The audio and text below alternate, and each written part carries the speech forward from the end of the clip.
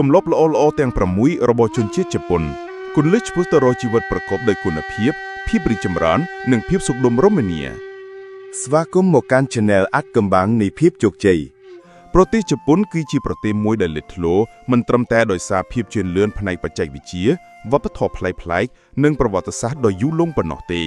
ប៉ុន្តែក៏ដោយសារទម្លាប់រស់នៅដ៏ល្អប្រសើររបស់ប្រជាជនខ្លួនផងដែរ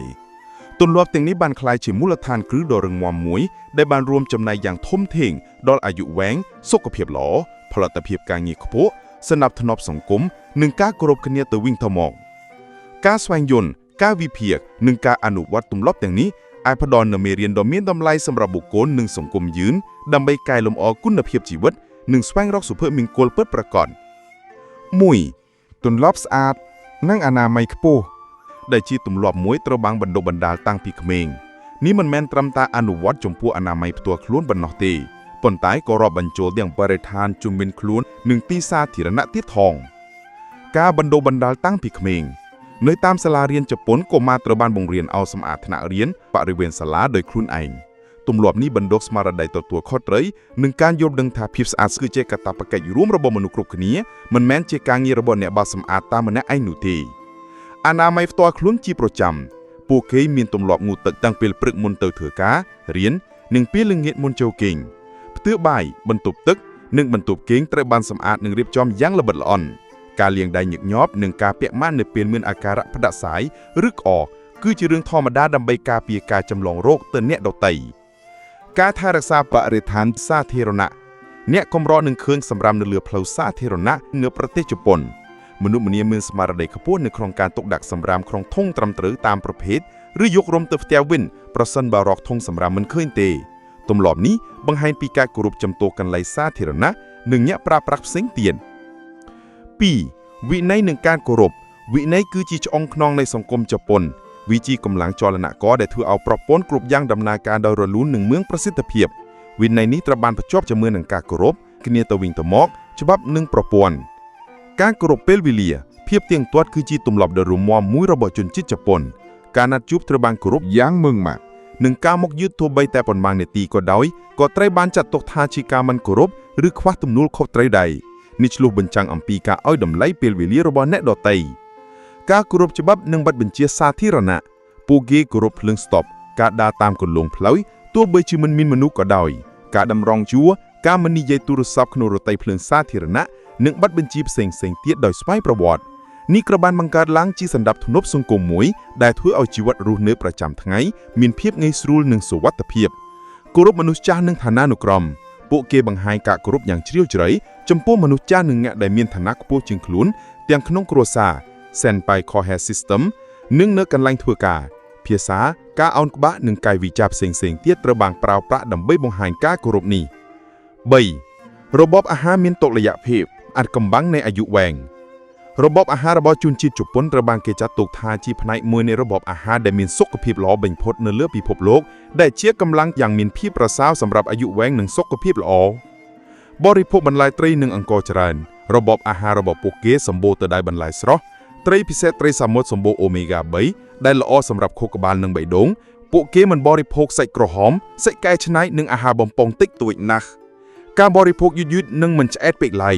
បរិភោគត្រឹម 80% នៃភាពឆ្អែតការធ្វើបែបនេះជួយជៀសវាងការបរិភោគលើកំណត់កាត់បន្ថយការផ្ទុកលើកំណត់ទៅលើប្រព័ន្ធរំលាយអាហារនិងជួយរក្សាទម្ងន់ឲ្យបានសមស្របតែបៃតងគឺជាភេសជ្ជៈមួយសំខាន់ក្នុងជីវភាពប្រចាំថ្ងៃរបស់ពួកគេវាសម្បូរទៅដោយសារធាតុប្រឆាំងអុកស៊ីកម្មពិសេសសារធាតុកាឆេជីនដែលមានអត្ថប្រយោជន៍យ៉ាងច្រើនសម្រាប់សុខភាពដូចជាការពារជំងឺបេះដូងកាត់បន្ថយហានិភ័យមហារីកនិងជួយសម្រកទម្ងន់ 4. ការឧស្សាហ៍ព្យាយាមនិងការបដិញ្ញាចិត្តជំរុញផលិតភាពនិងគុណភាពជនជាតិជប៉ុនមានកេរ្តិ៍ឈ្មោះល្បីល្បាញដោយសារការឧស្សាហ៍ព្យាយាមនិងការបដិញ្ញាចិត្តខ្ពស់ចំពោះការងារនិងកាតព្វកិច្ចរបស់ពួកគេនេះជាផ្នែកមួយដែលជំរុញឲ្យពួកគេក្លាយជាប្រទេសដែលមានសេដ្ឋកិច្ចរីកចម្រើននិងផលិតផលមានគុណភាពខ្ពស់ការងារជាអតិភិបនិងមោទនភាពពួកគេចាត់ទុកការងារជាផ្នែកសំខាន់នៃអត្តសញ្ញាណនិងជាមធ្យោបាយបង្ហាញពីតម្លៃខ្លួនឯងពួកគេធ្វើការយ៉ាងយកចិត្តទុកដាក់ស្មោះត្រង់និងព្យាយាមសម្រេចគោលដៅឲ្យបានល្អបំផុតដោយមិនគិតពីចំនួនម៉ោងដែលត្រូវចំណាយ Kaizen នេះគឺជាទស្សនវិជ្ជានៃការកែលម្អជាបន្តបន្ទាប់និងគ្មានទីបញ្ចប់ពួកគេតែងតែស្វែងរកវិធីសាស្ត្រថ្មីៗដើម្បីបង្កើនប្រសិទ្ធភាពគុណភាពនិងកាត់បន្ថយការខ្ជិះខ្ជាយទាំងក្នុងជីវិតផ្ទាល់ខ្លួនការងារនិងដំណើរការផលិតកម្មនេះហើយជាមូលហេតុដែលផលិតផលជប៉ុនល្បីថាមានគុណភាពខ្ពស់ការយកចិត្តទុកដាក់លើព័ត៌មានលម្អិតពួកគេមានភាពម៉ត់ចត់និងយកចិត្តទុកដាក់យ៉ាងខ្លាំងទៅលើព័ត៌មានលម្អិតតូចៗបំផុតភាពជាក់លាក់នេះត្រូវបានអនុវត្តក្នុងការរចនាផលិតកម្មនិងសេវាកម្មដែលនាំឲ្យមានលទ្ធផលដ៏ល្អឥតខ្ចោះ 5. ភាពស្ងប់ស្ងាត់និងសមាធិការស្វែងរកតុល្យភាពផ្លូវចិត្តទោះបីជាមានជីវិតមមាញឹកនិងមានសម្ពាធការងារខ្ពស់ក៏ដោយជនជាតិជប៉ុននៅតែស្វែងរកពេលវេលាសម្រាប់ភាពស្ងប់ស្ងាត់និងការបន្ធូរអារម្មណ៍ដើម្បីរក្សាតុល្យភាពផ្លូវចិត្តការដើរលេងក្នុងធម្មជាតិពួកគេចូលចិត្តដើរលេងក្នុងសួនវិជាដ៏ស្រស់ស្អាតឬព្រៃឈើដើម្បីបន្ធូរអារម្មណ៍ជាប់ទំនាក់ទំនងជាមួយធម្មជាតិនិងទទួលបាននូវអារម្មណ៍ស្រស់ថ្លានេះត្រូវបានគេជឿថាអាចកាត់បន្ថយភាពតានតឹងនិងបង្កើនសុខភាពផ្លូវចិត្តពិធីតែ Tea Ceremony Cha no Yu មិនមែនគ្រាន់តែជាការផឹកតែនោះទេប៉ុន្តែជាពិធីសាសនានិងសមាធិមួយដែលបង្រៀនពីភាពស្ងប់ស្ងាត់ការថ្ដោតអារម្មណ៍ការដឹងគុណការរស់នៅបច្ចុប្បន្នភាព Ichigo Ichie ពួកគេអនុវត្តទស្សនវិជ្ជា Ichigo Ichie ដែលមានន័យថាឱកាសតែមួយគត់ជួបតែម្ដងគត់ទស្សនវិជ្ជានេះជំរុញឲ្យពួកគេឲ្យតម្លៃរាល់ពេលវេលាបទពិសោធន៍និងការជួបជុំគ្នាដោយរស់នៅក្នុងបច្ចុប្បន្នភាពនិងដឹងគុណចំពោះរឿងតូចតាចក្នុងជីវិត 6. ទំនួលខុសត្រូវក្នុងសង្គមជនជាតិជប៉ុនមានស្មារតីទទួលខុសត្រូវខ្ពស់ចំពោះសង្គមនិងសហគមន៍របស់ពួកគេយល់ថាខ្លួនឯងគឺជាផ្នែកមួយនៃសង្គមនិងទង្វើរបស់ពួកគេមានឥទ្ធិពលទៅលើអ្នកដទៃការជួយគ្នាទៅវិញទៅមកពួកគេមានស្មារតីសាមគ្គីនិងជួយគ្នាទៅវិញទៅមកក្នុងគ្រាលំបាកជាពិសេសក្នុងគ្រោះធម្មជាតិដូចជាការរញ្ជួយដីឬរលកយក្សជូណាមិជាដើមការសន្តោសប្រណីនិងការលះបង់ដើម្បីប្រយោជន៍រួមគឺជារឿងធម្មតាការរក្សាសណ្តាប់ធ្នាប់សាធារណៈពួកគេជៀសវាងការបង្កអសណ្តាប់ធ្នាប់ភាពរញ៉េរញ៉ៃឬការរំខានទៅដល់អ្នកដទៃក្នុងទីសាធារណៈឧទាហរណ៍ពួកគេមិននិយាយទូរស័ព្ទឮមិនបោះសម្រាប់ផ្ដេសផ្ដាស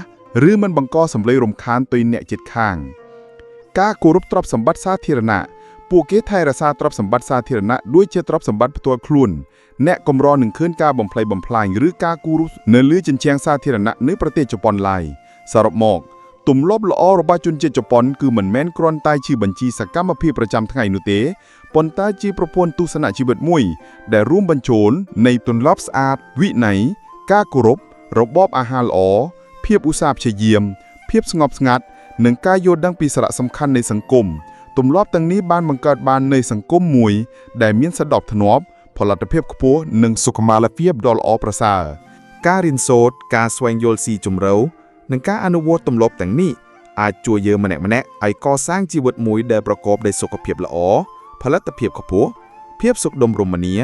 និងរួមចំណែកដល់ការរីកចម្រើនរបស់សង្គមជាតិយើងផងដែរ